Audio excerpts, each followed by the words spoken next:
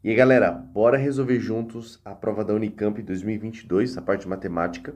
Essa prova que eu tenho aqui é a prova Q e X desse tipo, beleza? Então, as questões que eu vou seguir nessa ordem vão ser desse tipo de prova. Então, vamos lá. A primeira questão de matemática é a questão 13, como a gente está vendo aqui. Então, essa questão está falando o seguinte: certo país adquiriu 5 milhões de doses de vacina alfa, beta e gama, pagando por um preço de 40 milhões de dólares pelo total. Cada dose das vacinas alfa, beta e gama custou 5 dólares, 10 dólares e 20 dólares, respectivamente. Sabendo que o número de doses adquiridas da vacina beta é o triplo do número de vacinas adquiridas da vacina gama, o número de doses adquiridas da alfa foi D. Então, é um exercício clássico de sisteminha, tá? A gente vai resolver montando esse sistema. A primeira coisa que a gente pode equacionar é a quantidade. Então, vou falar aqui, a quantidade de vacina alfa mais beta mais gama tem que ser igual a 5 milhões.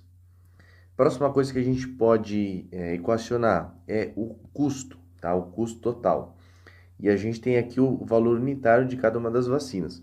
Como essa simbologia que a gente está usando representa a quantidade, então eu posso falar que 5 vezes alfa mais 10 vezes beta mais 20 vezes gama, isso tem que ser igual a 40 milhões, tá? Esse é o custo total de todas as vacinas. Por último, a gente vai ter essa equação aqui, ó, que a vacina beta, então, vacina beta é o triplo da vacina gama. Beleza? A gente tem esse sistema. E aí, o que eu vou fazer de primeira? Eu vou pegar essa equação aqui, substituir nas de cima, para a gente só ter duas incógnitas. Então, a primeira equação, ela vai ficar alfa mais, como o beta é 3 vezes o gama, então aqui eu vou ter 3 vezes gama mais gama. Então, isso vai dar 4 gama, certo? 4 gama, isso é igual a 5 milhões. Depois, a gente vai ter na segunda equação 5 alfa mais esse 10 beta vai se transformar em 30 gama, mais 20 gama, vai dar um total de 50 gama. Isso é igual a 40 milhões. Beleza. Tenho um novo sistema agora com simplesmente duas incógnitas. E aí o que eu posso fazer? Eu posso pegar essa equação daqui e dividir todo mundo por 5, tá? Então, se eu faço a divisão por 5, esse cara corta, aqui vira 10, e aqui vai virar 8 milhões. Tudo bem? Então, vou só reescrever para vocês. Esse aqui dá 8, aqui dá 10 e aqui alfa. Se a gente fizer a subtração, então, a de baixo menos a de cima, né, que seria mais prático fazer, aqui daria 6 gama e aqui 3 milhões. Dividindo, então, por 6 do outro lado, a gente chega que a gama tem que ter uma quantidade de 500 mil unidades. E aí, se a gama tem essa quantidade, a gente pode pegar aqui, ó. Então, eu vou ter que alfa mais 10 vezes 500 mil vai dar 5 milhões. E isso é igual a 8 milhões. Então, a gente descobre que o alfa é 3 milhões. E a gente fica com a alternativa D de dado. Beleza? Questãozinha tranquila, um sisteminha básico aí para você garantir pelo menos esse ponto. Próximo exercício na questão 14. Aqui, como o texto é maior, eu não vou ler ele totalmente, porque se você está vendo essa resolução, eu imagino que você já tenha visto essa questão, mas qualquer coisa você pode pausar para ler o texto, tá? O que eu vou destacar aqui que é importante. A gente tem o gasto da versão do carro que usa só gasolina, que é 150 mil, e o gasto da versão do carro que é híbrida, né? Que custa 180 mil. E aqui ele dá quantos quilômetros por litro faz cada carro em cada situação e quanto que ele anda diariamente e, claro, o preço da gasolina. Então, são essas informações que a gente tem que usar para, primeiro, calcular quantos litros vão ser gastos por cada carro por dia, e aí a gente vai ver o custo disso, e depois ver quanto tempo vai demorar para que essa diferença, importante que aqui você já perceba, que tem uma diferença de 30 mil reais. Então, essa economia, a gente vai descobrir quanto tempo demora para que essa economia dê um total de 30 mil reais. Basicamente é isso que o exercício está pedindo, beleza? Então vou preparar aqui a lateral. Beleza? Vou separar aqui em duas situações, ou seja, o carro movido a gasolina e o carro na versão híbrida. Beleza. Então, vamos olhar os dados aqui que a gente tem. Se o carro na versão de gasolina, ele anda 12 km por litro e ele vai andar diariamente na cidade 36 km, isso significa, se você fizer uma divisão, que ele vai gastar 3 litros, concorda? É simplesmente você pegar esse número e dividir por 12, para você ter o volume de combustível usado. Já na estrada, que é 14 km por litro, e ele tem que andar 56 km, mais uma vez, se você pegar e fazer a divisão entre os 56 e o 14, a resposta vai ser 4 litros. Então, por dia, ele vai dar um total de 7 litros, beleza? Vamos ver a versão híbrida agora. A gente tem 18 km por litro, então ele anda mais para cada litro de combustível. Então, obviamente, ele é mais econômico. E aí, se você faz a divisão do 18 pelo 36, ou, aliás, o contrário, né? 36 por 18, você vai ter que ele gasta 2 litros para andar na cidade por dia, mais esses 16 aqui. Quando você pega 56 e divide por 16, né? Que é quantos quilômetros ele anda na estrada, isso aqui vai dar 3,5. Beleza.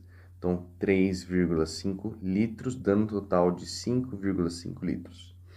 Então, a gente já tem o consumo do combustível para cada um dos carros por dia. Isso aqui vai dar um total em reais. Se a gasolina é R$5, 7 vezes 5 vai dar R$35 por dia. E a versão híbrida, 5,5 vezes 5 vai dar R$27,5 por dia. Então, veja que a economia que ele tem é de simplesmente R$7,50. Tudo bem?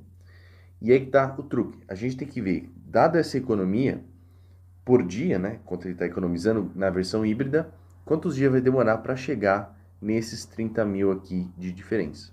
Então, a gente vai fazer essa conta. Eu vou pegar os 30 mil reais, que é a diferença do preço do carro, dividir por 7,5. Como é que eu faria essa conta na hora da prova? Multiplico por 2 em cima e embaixo, a gente vai ter 60 mil e divido aqui por 15, tá? 60 dividido por 15 é 4. Então, isso aqui são 4 mil o quê? 4 mil dias. Só que ele quer saber a resposta em anos. Então, beleza? Para eu ter a quantidade de anos aqui, eu tenho que dividir essa quantidade de dias pela quantidade de dias que tem em um ano.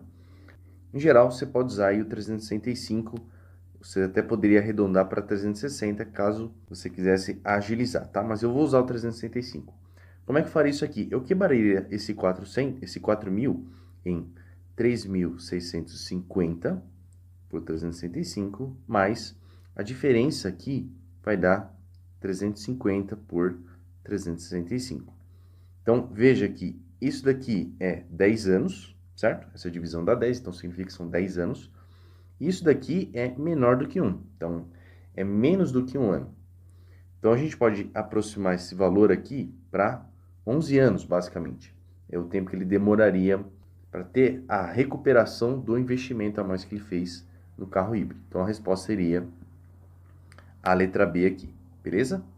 A gente pode seguir para o outro exercício de função e envolvendo gráfico, né? Leitura de gráfico. É relativamente simples exercício. Ele te dá o gráfico de duas funções, função f e a função g. E ele quer que você faça o cálculo dessa expressão. Vamos começar, como sempre, da maneira mais interna, beleza? Vou até apagar isso aqui para a gente aproveitar esse espaço. Então, começando por aqui. Quem seria g de menos 1? Se a gente for no gráfico da função g, que seria esse daqui, a gente tem que g de menos 1 é este ponto daqui. O x vale menos 1 e, coincidentemente, o valor da função também vai ser menos 1. Então, a gente pode escrever que o f vai ser um f de menos 1. Aqui, beleza? Menos o g. E aí, agora a gente descobre qual seria o valor de f de 1. F de 1 seria o gráfico aqui de cima, e a gente tem exatamente esse ponto. Veja que a função ela cruza o eixo x quando x é 1. Então, o f de 1 aí é 0, né? Então, nesse caso aqui, a gente vai ter um g de 0 para continuar a conta. E aí, finalmente, quem que é o f de menos 1? F de menos 1, ele vai estar aqui, né? Seria esse ponto. Então, quando x é menos 1, o f vai dar 2, menos, e aí o g de 0, que vai ser este ponto daqui. Quando x for 0, a função vai dar menos 2. A gente tem aqui menos 2, beleza? E, obviamente, essa conta vai dar 4. Então, a resposta, letra D. Ok? Exercício relativamente tranquilo aí para cobrar essa leitura de gráfico. Vamos para esse exercício. Ele te dá os números reais positivos, tá falando daqui de média geométrica, né? Tá te explicando como é que você calcula uma média geométrica, e ele quer a média geométrica desses caras, que estão em progressão geométrica, né? Claro que não é totalmente necessário você saber disso, mas vale a pena você perceber isso. Vamos perceber uma coisa, então, sobre esses números. A gente pode escrever eles todos com potência de 10, né? Então, eu tenho aqui esse 1, que é 10 elevado a 0. Eu tenho esse 10, que seria 10 elevado a 1. Eu tenho esse 100, que é 10 ao quadrado. E aí vai embora até 10 elevado a 22.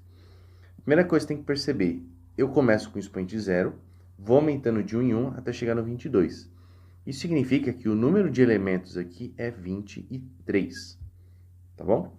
Então, vai ser importante aqui quando a gente for calcular o índice da raiz.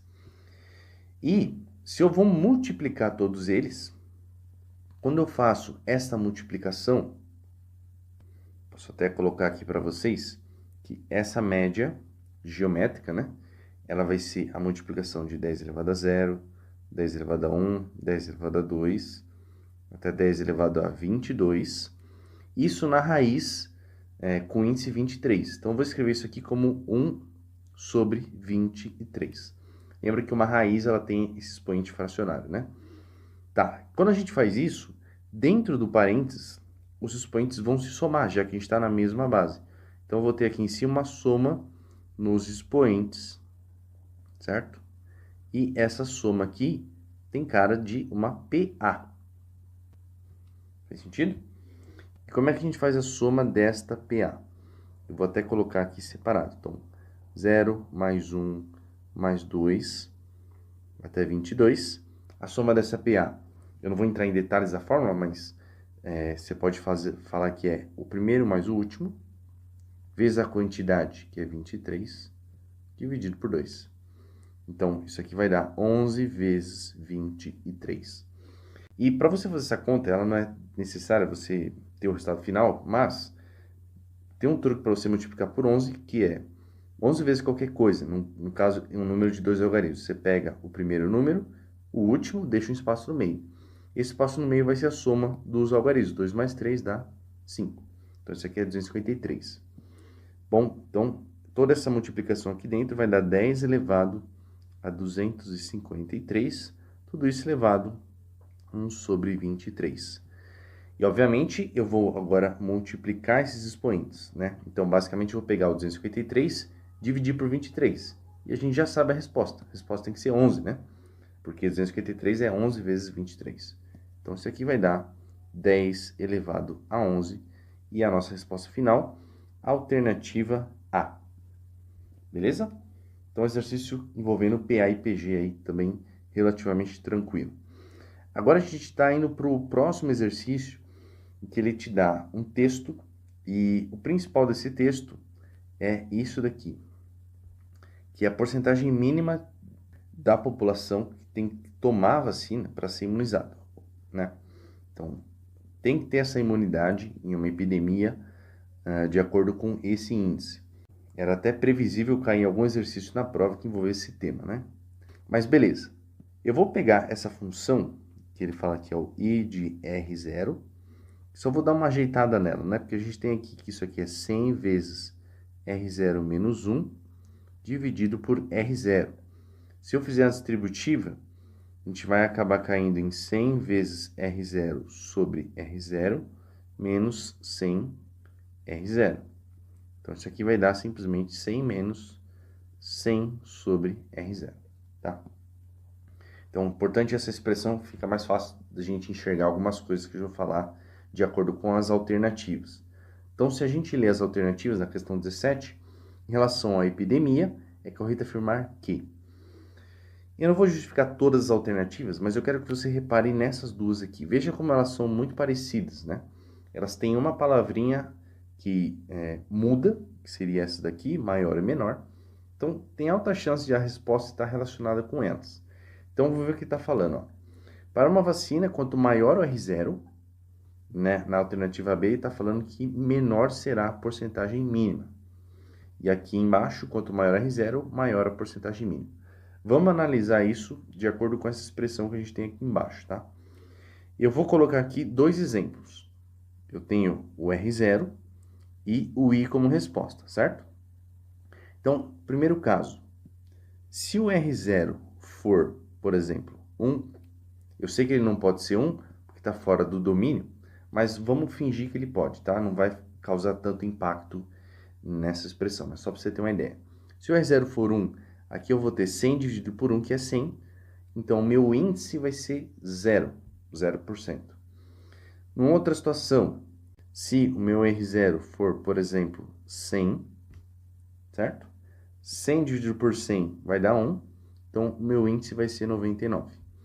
Então, o que eu quero que você perceba, o meu R0 daqui para cá ele aumentou, então a porcentagem da população que tem que ser imunizada também acabou aumentando, né?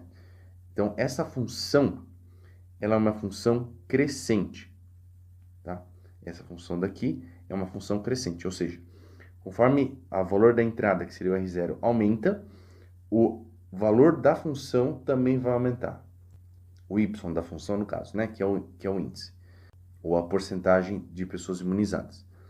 Então, como ele está falando aqui na alternativa C, quanto maior o R0, maior é a porcentagem mínima, tudo bem? Então, essa seria a resposta correta dessa questão, beleza? Questão 18, agora quando o R0 for 2. Se o R0 for 2, a gente pode calcular aqui o I de 2, que é 100 menos 100 dividido por 2. Então, isso aqui vai dar 50.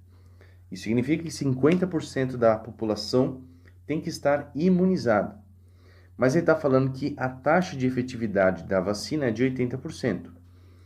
Então, se eu tenho que ter 50% da população imunizada, significa que eu vou pegar uma certa população, vou considerar essa efetividade da vacina, que é 80%, então vou multiplicar por 0,8, e isso tem que me dar como resposta os 50% que eu quero, que em decimal seria 0,5, tudo bem?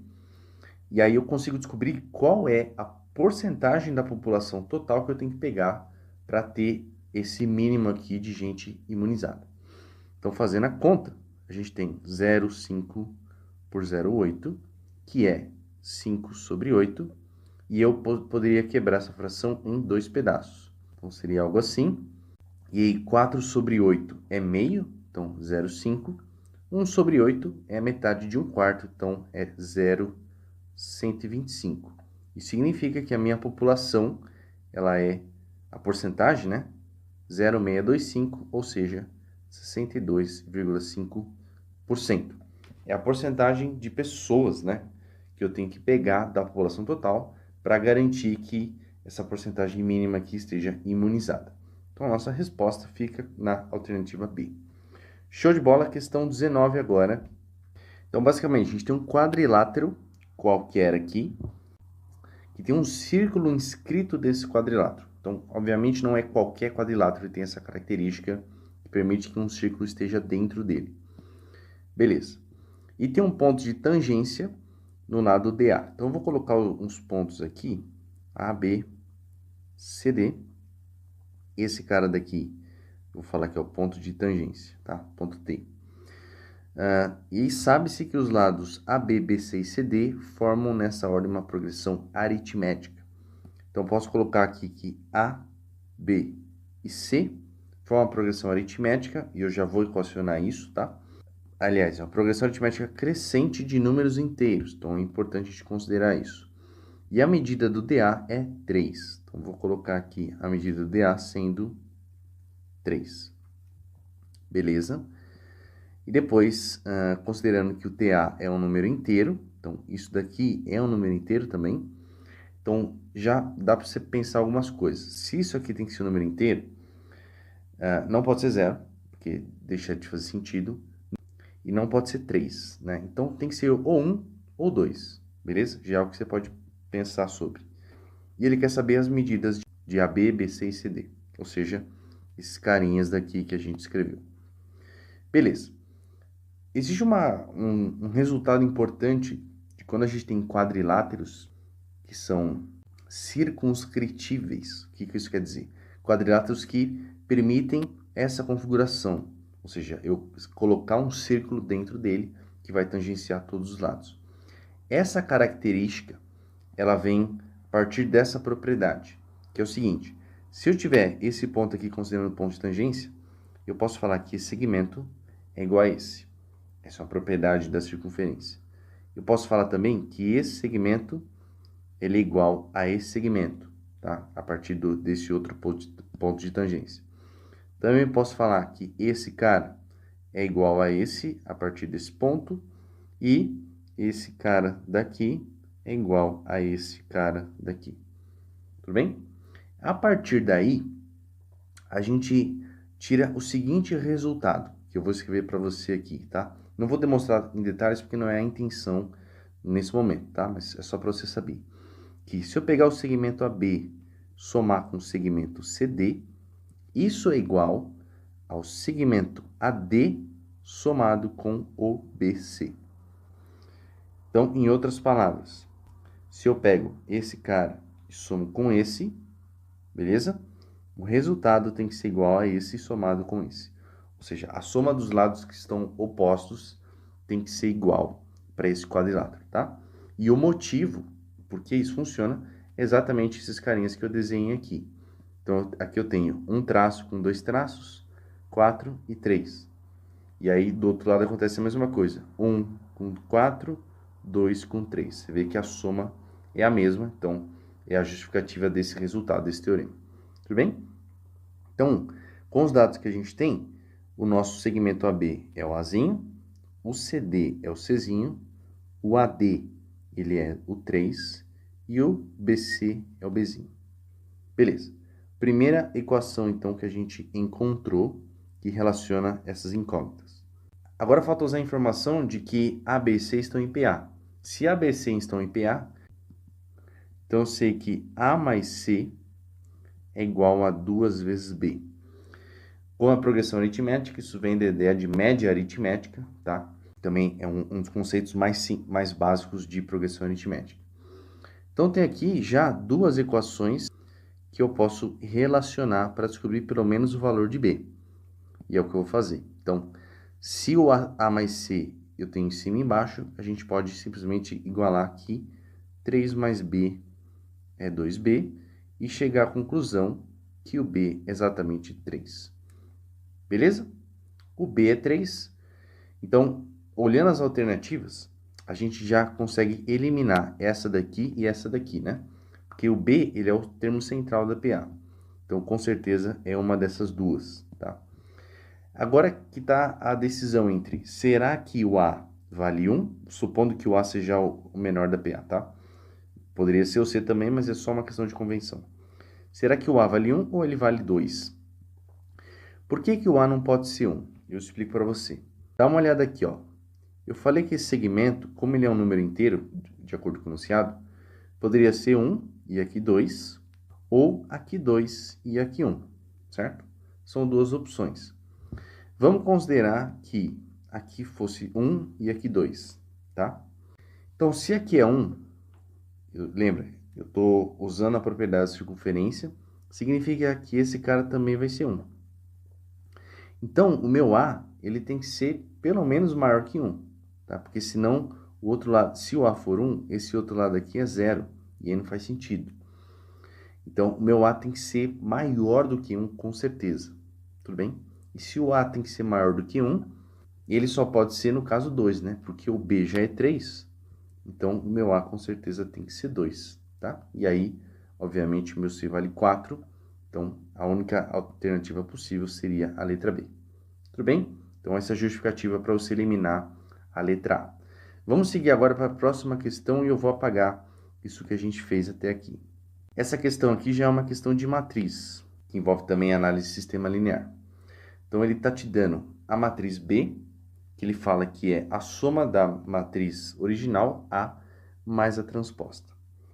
Então, vamos já descobrir de cara quem que seria a matriz B. Então, vou fazer aqui, a matriz B, ela vai ser 13K ao quadrado, somado com 1K 3K ao quadrado. Tudo bem? E a gente descobre, então, que a matriz B, ela vai ser 2, 3 mais K, 3 mais K, K ao quadrado. Tranquilo? Essa é a matriz B. Agora, vamos pensar o seguinte. Ele está dando um sistema que envolve a matriz B, certo? E se a gente olhar as alternativas, ele está falando se o sistema tem solução, tem infinitas soluções e tal, para alguns valores de K. O que você poderia fazer para analisar esse sistema como é comum fazer? Ver quem seria o determinante da matriz B, tá? E ver quando que ele é zero ou não é zero, para analisar se é SPI, SI, etc, etc. Só que, para ser mais prático, já que a gente está olhando aqui as alternativas, vamos substituir esses valores para a gente ganhar tempo, tudo bem? Então, vou primeiro colocar aqui, ó, para K igual a zero, a gente vai ter um caso, para K igual a menos 1, outro caso, e K igual a 3. São os 3 casos possíveis de acordo com as alternativas. E a gente tem a nossa matriz B, que é exatamente isso daqui. Então, eu vou até trazer para cá, para a gente ter a nossa colinha aqui. Então, a matriz B é essa. Vou colocar, então, K igual a zero. Quando eu colocar K igual a zero, a nossa matriz B vai virar 2, 3, 3 e 0. Tudo bem? Dá para perceber de cara que o determinante dessa matriz não vai ser zero. Se o determinante não é zero, eu posso garantir que esse sistema tem uma única solução, tá? Então, essa alternativa A aqui, ela está descartada, que está falando que não tem solução, então é falso. Agora, vamos substituir K igual a menos 1. Quem seria a matriz B?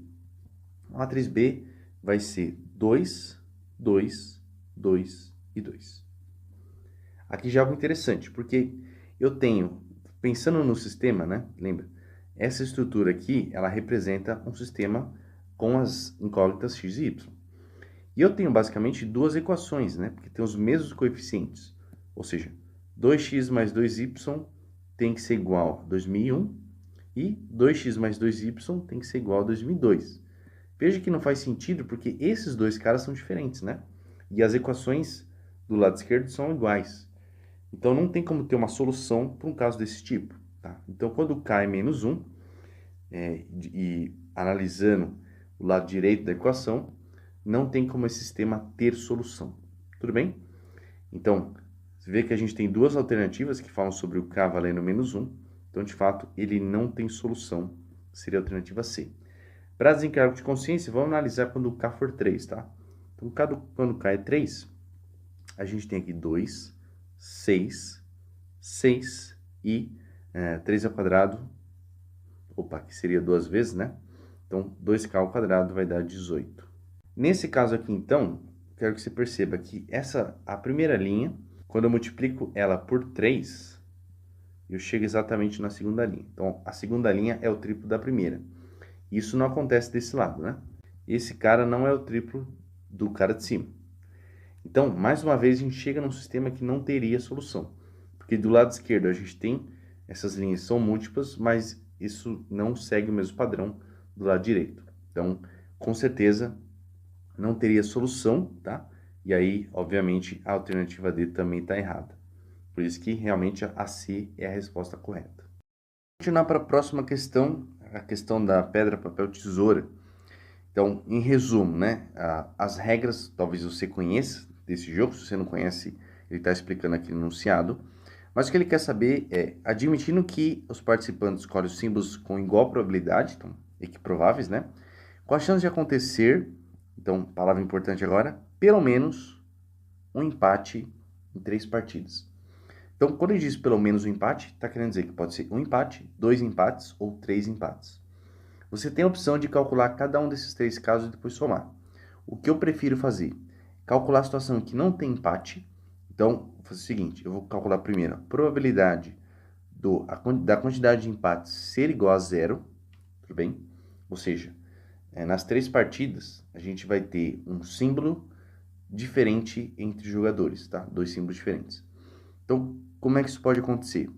Vamos pensar o seguinte, se for cada jogador de uma vez, eu sei que não é o caso, mas vamos supor que seja, então o primeiro jogador poderia escolher qualquer um dos símbolos, tá? Então ele tem 3 opções em 3. Já o segundo jogador, como ele não pode escolher o mesmo símbolo, porque a gente não quer que tenha empate, então ele tem 2 opções em 3, certo? Isso para uma partida. Como são 3 partidas, isso vai ser multiplicado 3 vezes, então eu elevo ao cubo, tá? Então, isso aqui, obviamente, é 1. Então, a resposta disso aqui é 2 ao cubo, que é 8, 3 ao cubo, que é 27. Então, essa é a probabilidade de não ter nenhum empate nas 3 partidas. Como a gente quer a probabilidade do empate ser de pelo menos 1, ou seja, maior ou igual a 1, tudo bem? A quantidade de empates. Para pensar comigo. Isso vai ser o total menos a probabilidade de não ter empate. Então, reflita sobre isso, porque só tem 4 situações. Ou não tem empate, ou tem um empate, ou 2 ou 3 empates. São 4 casos. Eu quero todos esses casos menos esse, né? Então, eu vou fazer essa subtração, e aí, no caso, vai ser 1 menos 8 sobre 27. E se você fizer as contas, você vai descobrir que a probabilidade de ter pelo menos um empate vai ser 27 menos 8 sobre 27. Isso vai dar 19 sobre 27, que é a alternativa D de dado. Tudo bem? Questão relativamente simples aí de probabilidade. Próxima questão, questão de função de segundo grau, de parábola. Essa questão aqui foi talvez uma das mais difíceis, principalmente dependendo da forma como você resolveu. Primeira coisa importante, veja que PQ seria a soma das raízes, né? Porque o que ele está dizendo aqui são basicamente que P e Q são raiz dessa parábola. Então, P mais Q, que é a soma das raízes, está associado com esses coeficientes aqui da função. E, na verdade, isso é menos B sobre A. Isso vem naquelas relações de Girard que vocês veem em polinômios, inclusive. Nesse caso, como A é menos 1, então o P mais Q aqui vai ser basicamente o B. Então, encontrando o valor do coeficiente B, a gente acha o valor de P mais Q, que é o que ele quer saber. Então, não necessariamente eu preciso me preocupar com o valor individual de P e Q, tudo bem? Beleza, vamos fazer isso então. Uma coisa que é importante, né? Se eu quiser saber a intersecção dessa função com essa função, por exemplo, o que você faria naturalmente? Você igualaria, né? Então, é o que a gente vai fazer aqui. Eu vou pegar menos x² mais bx mais c, e eu vou igualar a 2x mais 1, tudo bem? Para achar a intersecção, é o que a gente vai fazer. Então, se a gente trabalhar um pouco essa equação, eu vou ter que isso é x² mais x que multiplica 2 menos b, mais 1 menos c, isso é igual a 0. Então, essa equação, os valores de x aqui, vão me dar os pontos em que essas funções se cruzam. Só que ele fala aqui que a parábola intercepta essas retas uma única vez. O que significa? Que essa equação tem uma única solução. Em outras palavras, que o delta dessa equação é 0. Então, se o delta é 0, justamente por causa disso, a gente vai equacionar o delta. Então, o delta aqui, ele vai ser esse cara ao quadrado, então 2 menos b ao quadrado, menos 4 vezes 1 menos c. E isso, obviamente, tem que ser 0. Tudo bem? Não precisa abrir toda essa equação. Vamos deixar ela quieta aí. Vamos para o segundo caso, em que eu vou igualar a parábola com a outra reta. Então, a gente vai ter menos x² mais bx mais c. Isso é igual a 1 menos x sobre 2. Então, aqui eu vou ter x², que vai ser menos x que multiplica b mais meio. E aqui 1 menos c, isso é igual a zero. Show! Mais uma vez, como a intersecção é única, a gente vai dizer que o delta também tem que ser zero. Então, isso aqui vai ficar o delta como sendo b mais meio ao quadrado menos 4, que multiplica 1 menos c. Isso é zero. Para nossa sorte, essa parte aqui é igual a essa, né? E ambas as expressões têm que ser igual a zero. Então, se a gente fizer essa igualdade ou simplesmente subtrair uma equação da outra, a equação final que a gente vai chegar é que 2 menos b ao quadrado tem que ser igual a b mais meio ao quadrado. Extraindo a raiz dos dois lados e desconsiderando que uma delas pode ser negativa, e você pode descobrir por que tentando fazer aí, eu tenho que 2 menos b tem que ser igual a b mais meio. E aí, então, 2b vai ser 3 sobre 2. Então, daí a gente consegue concluir que o nosso b tem que ser exatamente 3 quartos. E o b sendo 3 quartos é o nosso p mais q. Então, a resposta é a alternativa B. Belezinha? Então, esse era um caminho que, na minha opinião, era o mais intuitivo para você seguir na prova e também não cair na cilada de abrir toda essa expressão, porque talvez sua conta fique muito mais longa do que deveria. Então, essa questão é uma questão de polinômio agora. Então, ele te dá esse polinômio p de x, fala que é divisível por este outro polinômio. O que isso significa? Se é divisível, não deixa resto, tudo bem? Então, como é que a gente pode escrever esse cara? Eu posso falar que o p de x, que é essa expressão aqui, certo? Então, vou colocar aqui 2x ao cubo mais ax quadrado mais bx mais c. Isso daqui, ele é o polinômio 2x² menos x mais 4, multiplicado por um outro polinômio, tá? Que eu vou falar que seria o quociente aqui, quociente da divisão. Tudo bem? Então, esse aqui é o dividendo, certo? Esse aqui é o divisor, e aqui é o quociente, e o resto é zero. Beleza. E ele quer que a gente determine o valor dessa expressão aqui, em função desses coeficientes A, B e C. Existe algo que você tem que ficar atento nesse tipo de exercício. Veja que ele não quer que você determine o valor individual de A, B e C. Ele quer uma expressão, em que inclusive é uma expressão um pouco fora do padrão, né? C mais 2B menos A.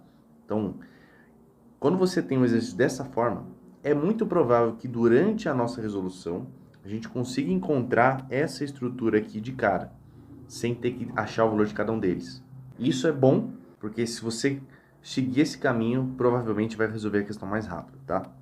Então, como eu faria? Você pode fazer a divisão de polinômios e tal, pode tentar usar o teorema do resto, então tem diversos caminhos, né? Uma dica também é você encontrar as raízes desse polinômio, que é o divisor, e essas raízes também vão ser raízes do p de x, então você pode substituir e tal e ir montando o sistema. Essa é uma opção. Outra opção é o seguinte, eu vou tentar supor quem vai ser meu quociente, esse polinômio. Veja que esse polinômio aqui, ele tem que ser um polinômio do primeiro grau. Por quê?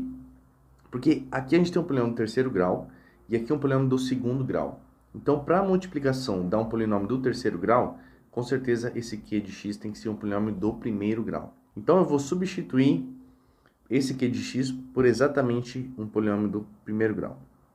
Então, eu vou falar que isso aqui é x menos alguma coisa, eu vou chamar de k, tá? Por que aqui eu coloquei x e não 2x, 3x, 4x? Pelo seguinte, quando eu fizer a multiplicação de 2x² por x, eu vou chegar exatamente no 2x ao cubo. Veja que o coeficiente vai se manter sendo 2, e esse 2 vem daqui. Então, é por esse motivo que eu coloquei 1 aqui, tudo bem?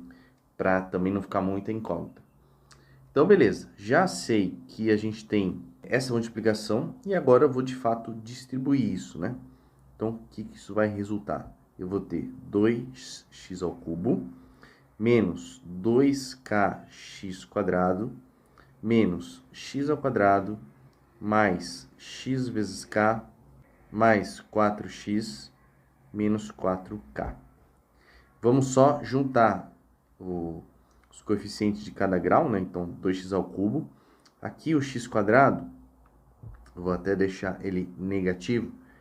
A gente vai ter aqui como sendo 2k mais 1. Para o coeficiente do x, eu vou ter aqui que o x multiplica k mais 4, e aí sobra menos 4k. Tudo bem? Então, só para esclarecer, isso daqui veio daqui, e isso daqui veio daqui. Tranquilo. E agora eu vou comparar esses coeficientes. Então, o que eu vou fazer? Eu vou pegar esse A, veja que o A vai ser isso daqui, negativo, tudo bem? O próximo, eu vou olhar esse B. O B, ele é simplesmente 4 mais K.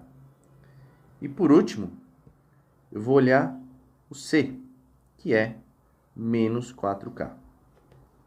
Então, a expressão que o exercício está pedindo, que é C mais 2B menos A, eu vou tentar substituir nessa expressão esses valores simplesmente em função de K, para ver se a gente acha algum número, né?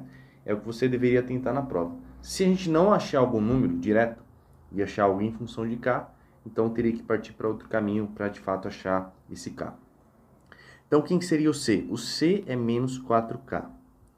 Então, mais 2 vezes B, que é o K mais 4. Então, vai ser mais 2 vezes K mais 4, menos o A, que é esse azul, né? Então, o azul, como já tem sinal negativo, isso aqui vai acabar ficando positivo, 2K mais 1. Beleza? E aí, ó, por sorte, a gente vai ter menos 4K, mais 2K, mais 8, mais 2K, mais 1. E aí, esse menos 4K corta com esses 2K. Então, a gente acaba ficando com um número, nada em função de K, nada em função de nenhuma letra.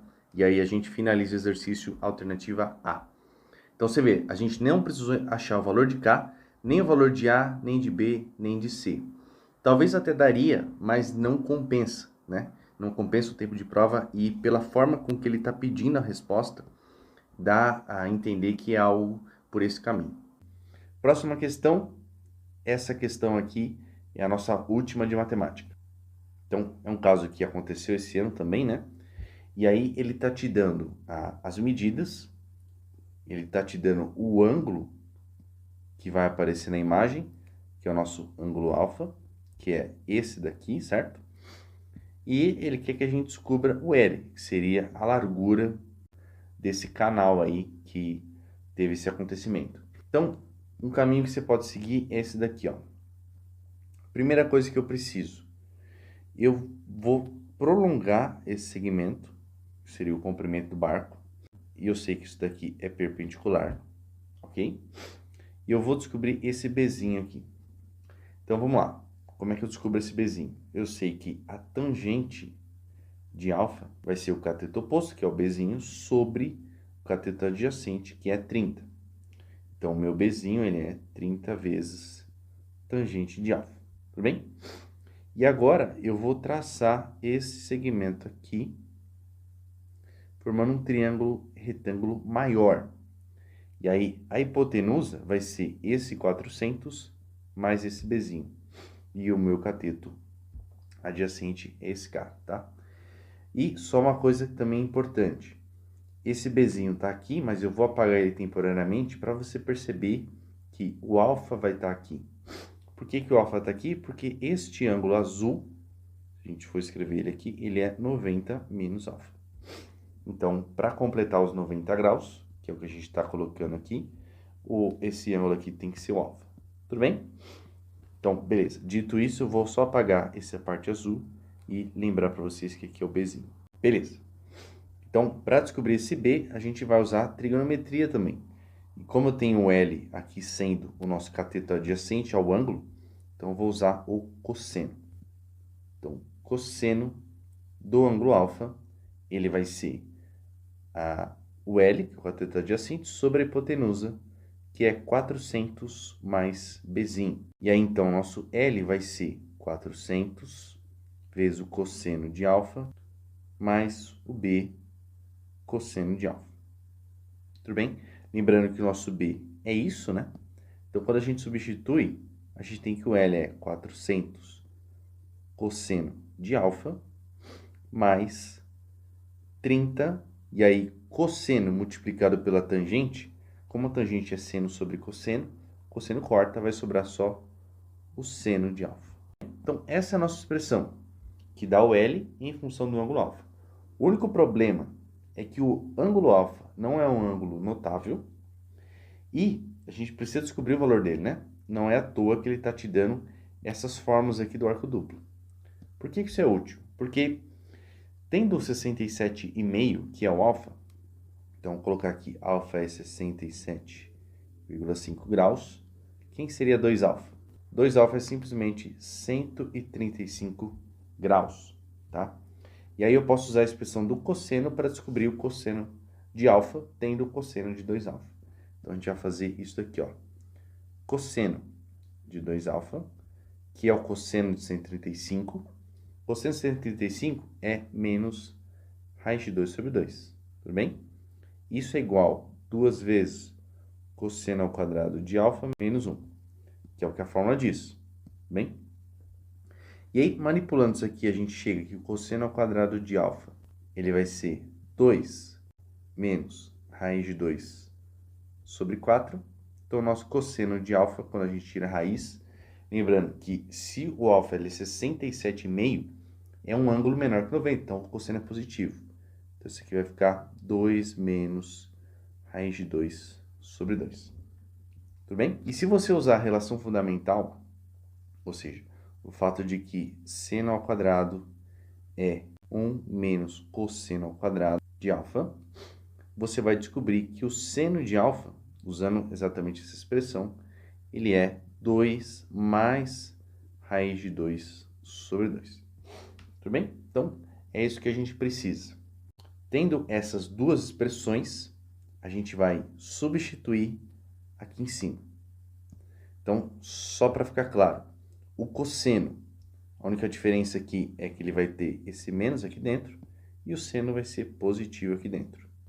E dividido por 2, né? Então, nosso L, 400 por 2 vai dar 200 vezes 2 menos raiz de 2, mais 30 dividido por 2 vai dar 15, que multiplica 2 menos raiz de 2.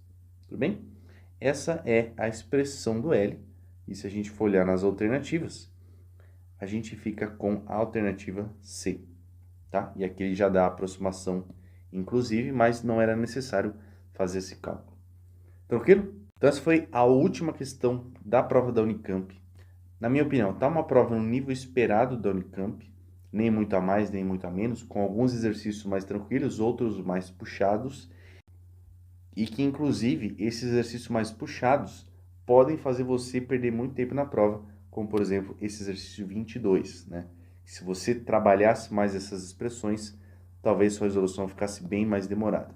Então, a Unicamp também tem esse costume de colocar algumas questões que podem te fazer perder muito tempo se você tomar um caminho errado, beleza?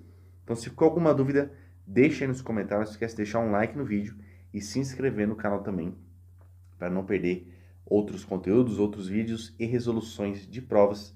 Caso você queira ver também, deixe aí nos comentários que eu vou considerar as provas que vocês pedirem.